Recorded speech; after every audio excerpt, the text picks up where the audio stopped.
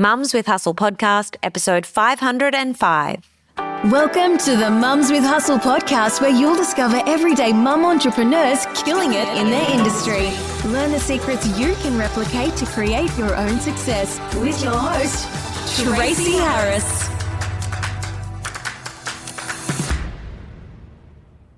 I got a message from one of my outstanding, so smart, so experienced longtime mentees, and she is in what I call the stretch. You know, it is a space of up-leveling. She's elevating to a whole new era of awesomeness, but of leadership, of business, of offerings, a whole new avatar. It's really cool and expansive. And you know the feeling. You have big goals. You want your business to grow. You want to reach more people. You want better clients and customers. And you step into the next level of your leadership. And yet, when it comes to showing up on social media, now that feels like you're blocked. So what is that? A lot of people experience this also when they are heading into a launch.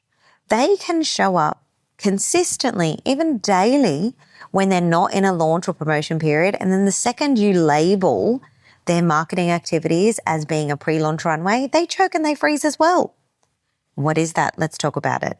Because you're not alone. Most entrepreneurs, they know what to post, yet they find themselves hesitating, procrastinating, or hiding.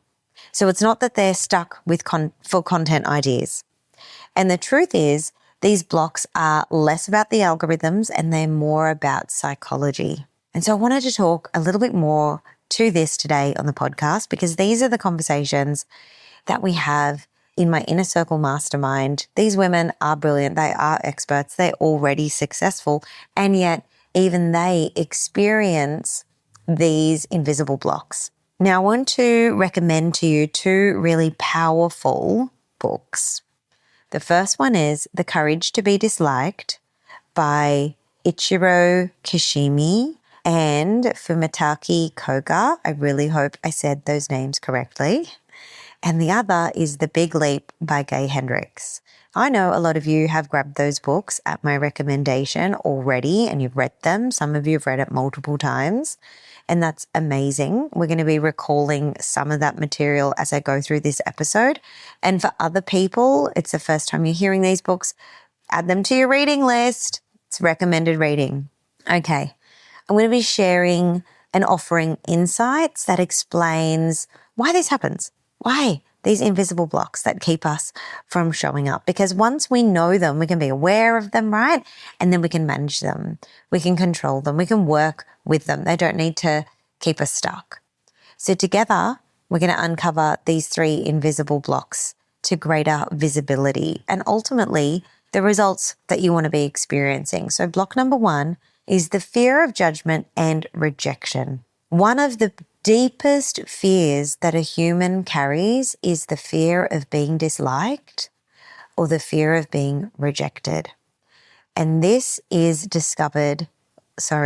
explored and discussed at great length in The Courage to be Disliked. It is just part of the human experience that most of us carry a deep, deep fear of not fitting in with the pack.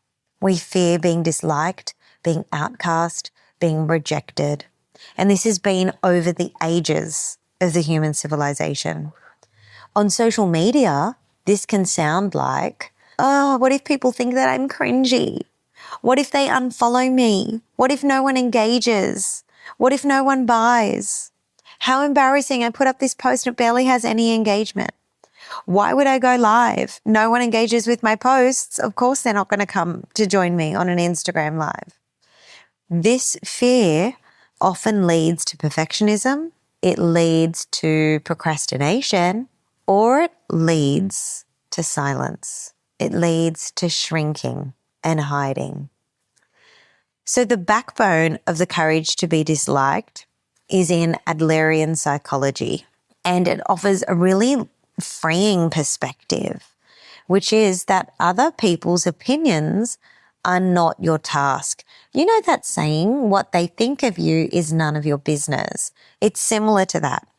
Other people's opinions are not your task. So then what is your task? Your task is to show up authentically and with conviction and to make a contribution. That is it. That is your task. How other people perceive you, this is stepping into the fear of how you are perceived. How others perceive you and how others respond is their task. So we've got to master the separation of tasks here. Your task is showing up authentically, you, with true conviction to make a significant contribution. How others respond is their task. So when you stop trying to control the outcomes, which in the case of social media is the likes, it's the comments, it's the approval, you can begin to find freedom. And showing up becomes an act of courage, not a performance for acceptance. I'm just going to repeat that one. Showing up becomes an act of courage, not a performance for acceptance. So for some people, we've got a little bit of that going on. And I get it, especially when I'm trying to create some content that is a little bit polarizing and it may leave some people feeling called out. I kind of get that feeling of, oh my gosh, am I going to offend someone? Are they not going to like me anymore? Is that going to change the way that they see me? If I show up and if I post this picture where I'm in my bikini and I'm at the beach club and I'm feeling fly and I'm so happy and the view is gorgeous and I'm living a fully expressed life, if I share this picture, are some people going to unfollow me? The answer is yes, and they do. Or when I show up and I talk about God and my faith, are people going to suddenly unfollow me? Yes, they do, in droves. And this is just part and parcel of living a courageous life, having the courage to be uniquely yourself, to be fully expressed, to share a contribution with the world. It does come at a cost. There are going to be some people that judge, that think you're cringe, that do unfollow, whatever. You're going to lose people along the way, but you're going to gain more than you lose. And by separating your task from what is other people's tasks, again, your task is to show up authentically, to make that contribution. Their task is how they choose to respond. And that is it. It sounds simple because it is, but it is difficult to execute. And this is why getting in a space with a high-level mentor or high-level peers who do know you, who do know even your background, the things that you've been through, that all makes a difference. But we can work through this. It's just easier when you aren't doing this alone. So block number 2 is an inferiority complex. So this is different to imposter syndrome. Many, many similarities, but a little different because it is natural to feel moments of inferiority, especially when you're in the stretch, which is the gap between where you are and where you want to be. It keeps us humble. I had someone on my team send me some really lovely voice messages. Communication is one of our core values in our company, and she's brilliant at communicating. And she was communicating with me how a new part of her role feels really stretchy. She's very happy to do it, but it feels really stretchy. And I had her wondering, is she truly the best person on the team to be doing this role? And I said to her, yes, I wouldn't have chosen you otherwise. And here are the reasons why. And I started listing the reasons. And then I spoke to her about having some feelings of inferiority and how that's actually normal and how it's actually good. Because those feelings are actually the things that make her so well suited to the role. Her high level of empathy and her lived experience is what makes her be so great in this capacity. So even though the new role that she's stepping into feels very stretchy and expansive for her, and she's doing it with those moments of feeling inferior, it's still a good thing because there's a bit of a gap. And with enough mentorship, with a proper plan, which we've got, with SOPs, with set agendas, with regular feedback and coaching from me, she's going to look back in a few months' time and just not even know herself. So It's natural to feel moments of inferiority. But when the gap becomes an excuse to stay stuck, that turns into what they refer to in the book, The Courage to be Disliked. That turns into an inferiority complex. So now it's not good. Now it's toxic. Now it's not helpful. And on social media, that can sound like, I can't show up because I don't have the right branding yet. I can't show up because I don't have the right lighting or the right microphone or the right XYZ. I don't look or sound like an expert in my field. I don't dress like her. I don't have nice hair like her. I don't have a body like her. My house is a mess. All of these sorts of things. Another one is, once I have more followers, then I'm going to start taking XYZ actions. The inferiority complex tricks you into believing that you're not ready. And, people do this before they step into higher level mentorships, even into my spaces, into my Mastermind, into Freedom Filled Business, even into the Social Method Society, which is $1,000 for a whole year inside of a world-class program like that. People that aren't making any money from using social media because they don't know how, yet they are even telling themselves that they're not good enough to come into that program. The mind boggles. Why do we do this to ourselves? The inferiority complex tricks you into believing that you're not ready, when in fact, the act of showing up is what makes you ready. That is all that you need. So the reframe is really simple again, but it is profound. Everybody starts with gaps. Courage means showing up with what you have today. All right, let's dive into block number 3, which is the upper limit problem. And this one is explored in the second book I recommended, which is The Big Leap. Gay Hendricks explains that many of us hit an upper limit when things start going well. So in the case of my Mastermind mentee, she has just started winning back her time. She has just reduced her hours significantly, yet is making the same amount of money. She has just increased their profit in their business.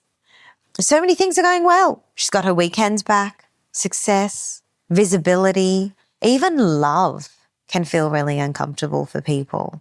And so we unconsciously sabotage ourselves because we've hit this new threshold of where this doesn't feel comfortable. It doesn't feel safe for me. I had an incredible 7-figure female founder reach out to me not very long ago because she was experiencing an upper limit problem with all of a sudden having a business that's making the money that it's making. It didn't feel safe for her yet. And so we're working on reprogramming her mind and also her nervous system, her body, to be able to feel comfortable, not just holding that amount, but the responsibility of that, roles changing in her home, identity shifts. There's just a lot to it. And of course, increasing her capacity to be able to hold even more because she is in this season of expansion, which is really exciting. But when we think about social media, if you've got an upper limit problem, it can sound like, if I shine too brightly, I'm going to make other people feel uncomfortable. Now, full confession, I definitely have this one. And this comes from programming, oh my gosh, from years and years ago, like earliest childhood memories.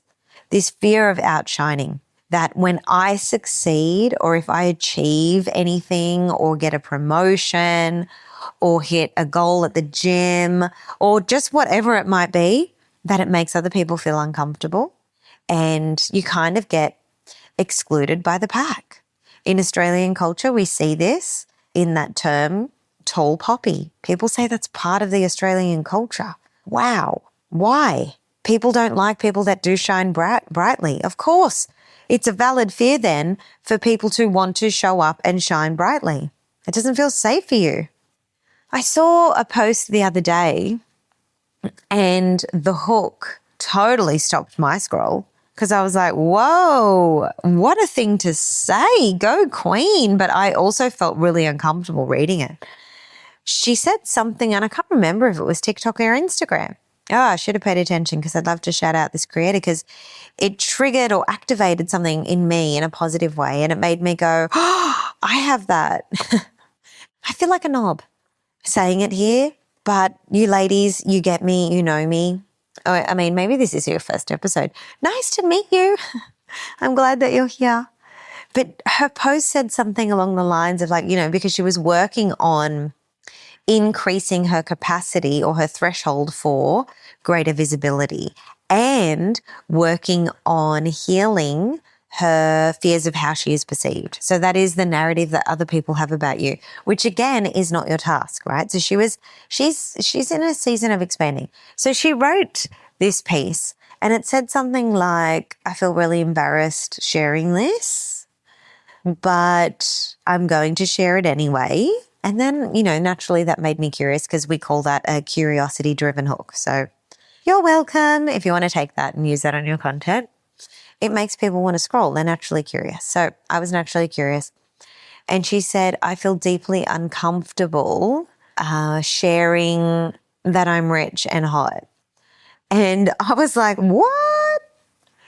Just like calling yourself rich and hot. Wow. And so instantly that hit me and I was like, well, I feel comfortable. I feel uncomfortable saying that about myself. And then it made me just think about all the times on social media where I've gone to post something where maybe I am feeling really hot. Maybe I am feeling a little sexy. Maybe I am feeling strong, whether it's me at the gym or an outfit that I'm wearing or whatever it might be.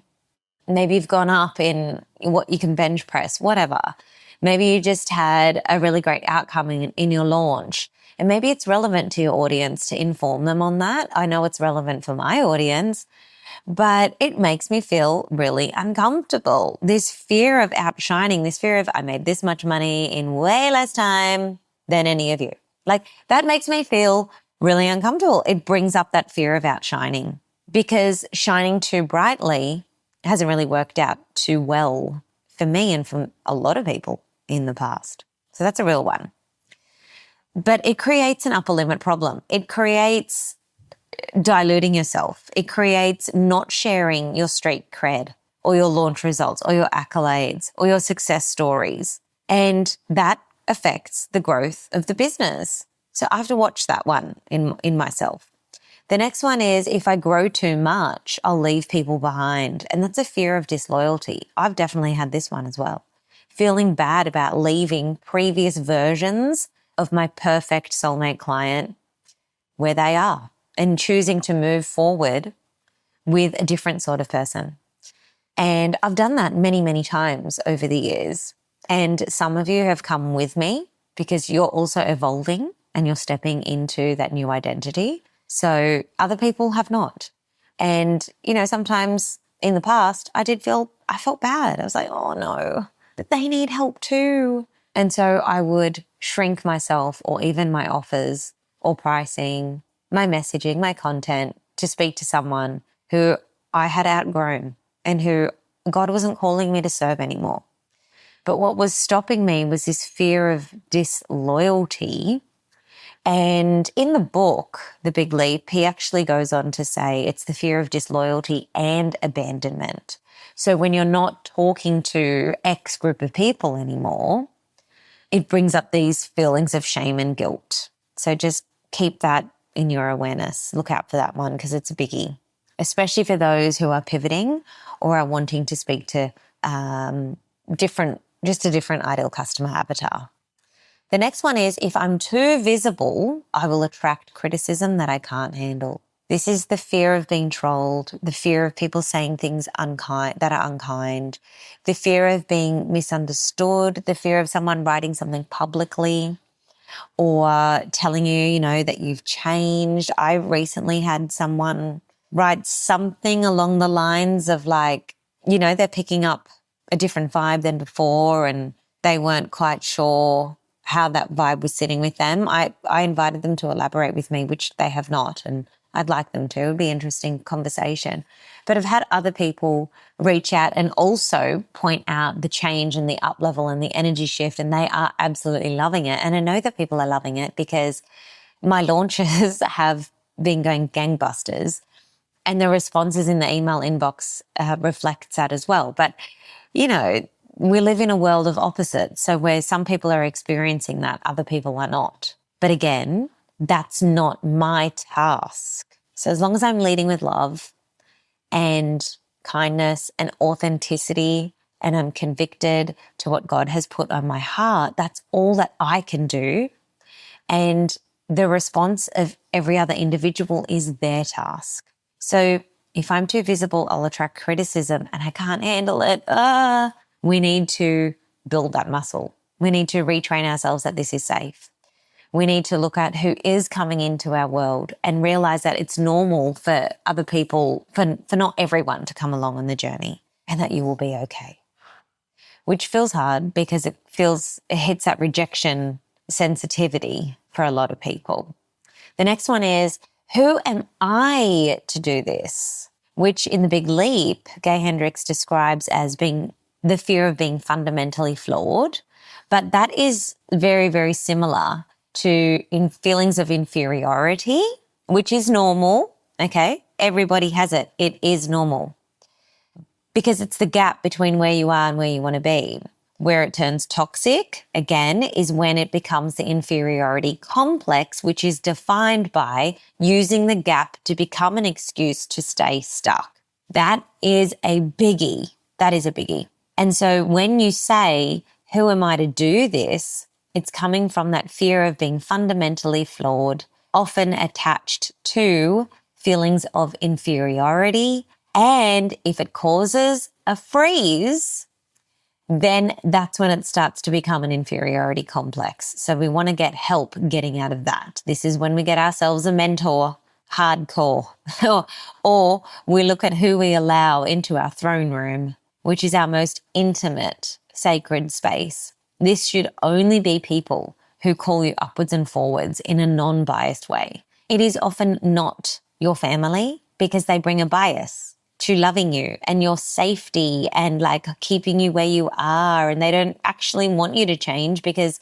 there will be consequences for them when you do change and grow and now have boundaries and life looks different for you. And like I'm not going into that one in this episode, but non-biased people. So this can be a business mentor. This can be just a couple of like business peers. Even if you are in a mastermind, usually within a mastermind, there's one or two individuals in there that just get you on another level. And this can also be people that you work with, like your mental health team or your mental well-being team, potentially. Again, it all depends on that individual's view or their worldview as well. So you want to make sure that you are seeking the wise counsel and guidance and influence of people that are always going to call you upwards and forwards. And that is rare, and that is worth its weight in diamonds. So if you find that, hold on to that and sow seeds or build deeper roots in those relationships, because that is invaluable. All of these beliefs, they create resistance, even when your goals are pulling you forward.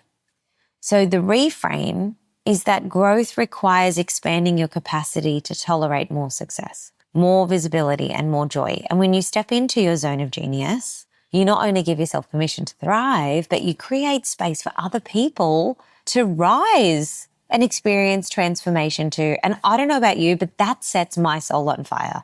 The second I take myself out of it and I think about others like a serve mentality, oh my gosh, I am here to be a difference maker. God has chosen and called me to do this. So I need to be obedient to that, regardless of how I feel about it. And that feels scary. It feels, that's the challenge. But I've shared in the past that kinesiology is another really powerful tool to help get to the root cause and the programming on a subconscious level of like, why do you have this fear of shining too brightly? Why do you have this fear that if you grow too much, you're going to leave people behind? Why are we feeling bad about that? Where is that? Let's go back and let's rewire that. So there are definitely things that you can do and different modalities that you can explore in addition to coaching and mentoring. But we definitely need coaching and mentoring from individuals who have experienced these things or do experience them still, but know how to move through it, because we don't want to be caught in the freeze. So just to wrap up, when you feel blocked about showing up online, just pause and ask yourself, am I caught in tasks that don't belong to me? For example, the task being other people's opinions, other people's understanding, other people potentially rejecting me or not being in agreement with me, because those tasks don't belong to you. Are you getting caught up in those sorts of tasks? Because that is sucking your energy, and that would be not just the reason why you're caught in the freeze, but also why you're feeling exhausted or bored or hating your business and wanting to burn it down. The next one, ask yourself this: am I using an inferiority complex to excuse myself from action? Or maybe ask yourself, where am I using an inferiority complex to excuse myself from action? Ooh.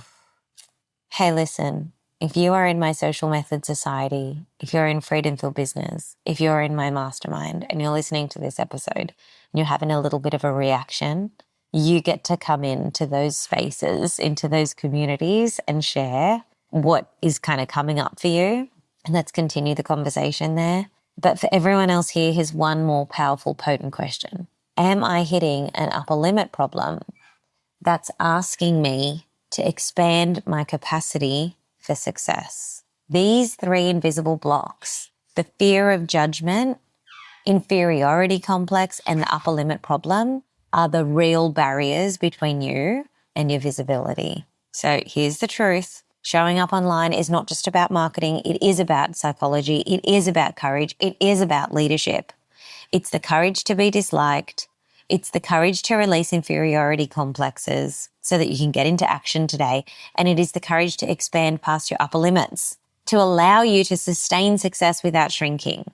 You don't have to be perfect to be visible, but you do need to be willing to be seen, willing to serve, willing to grow. And the moment that you embrace that courage is the moment that you step into freedom that no algorithm can take away. And it feels so good. Thank you for being here and for listening to this episode. If you are interested in learning more about my Inner Circle Mastermind for women who are ready to be seen more by a trusted mentor, myself, and to sit in a circle with real expanders to welcome amazing women into your throne room, women who call you forwards and upwards, women who are able to ask the tough questions, women who have a different level of conversation, women who are friends, women who have fun, then I would love for you to go to innercirclemastermind.co or just email hello@mumswithhustle.com and you can learn more about it there and apply soon. Take care, and I'll see you next week on the podcast.